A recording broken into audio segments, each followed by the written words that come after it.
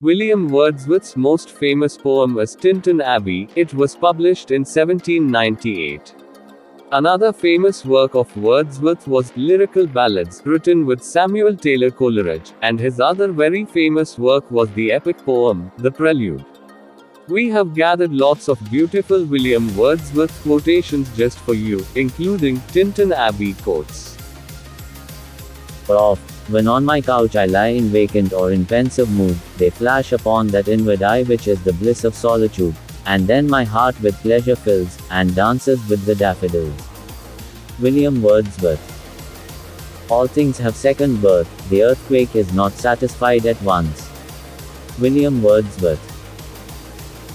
Why do not words and kiss, and solemn pledge, and nature that is kind in woman's breast, and reason that in man is wise and good, and fear of him who is a righteous judge, why do not these prevail for human life, to keep two hearts together, that be?